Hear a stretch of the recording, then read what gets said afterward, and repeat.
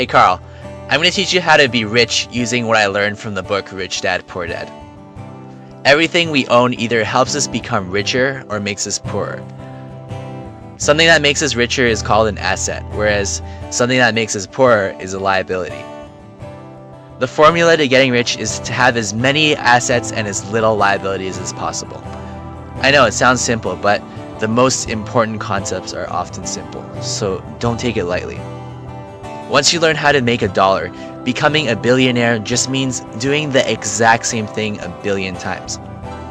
You're probably thinking, if I make $10 an hour, that means I'll have to work 100 million hours to be a billionaire. When you get paid for the amount of time you work, that's called active income.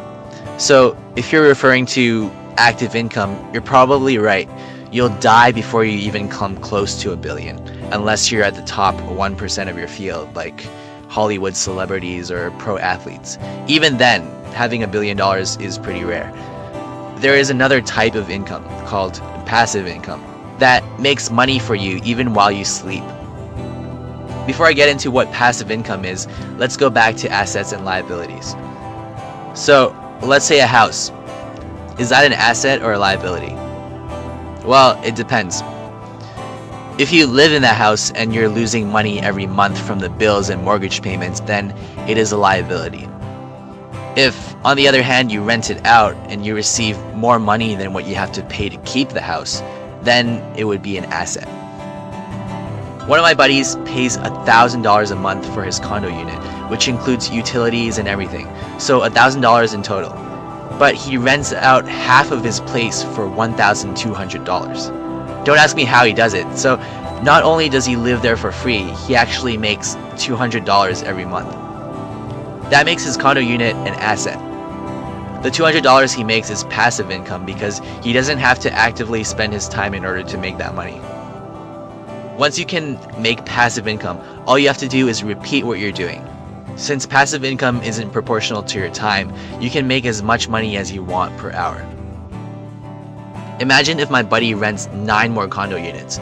If he makes $200 each month from each of those, he'll make $2,000 a month.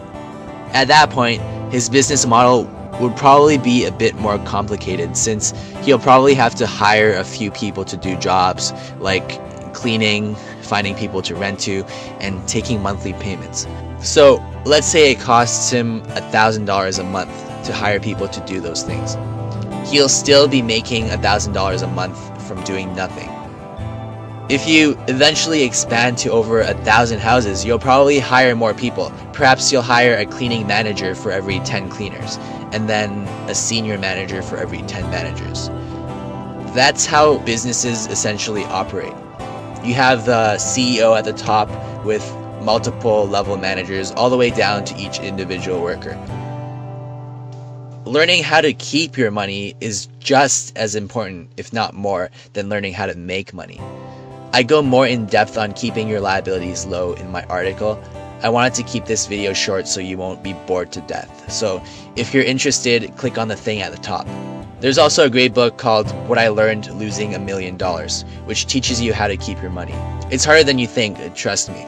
And finally, the best way to learn how to make lots of money is by learning from people who have lots of money.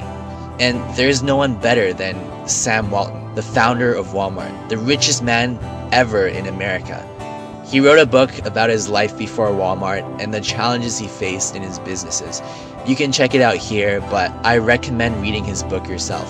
It's not the typical boring autobiography. It's actually one of the most interesting and valuable books I've ever read. I hope you enjoyed this video. Don't forget to subscribe to see new videos like this one every Sunday.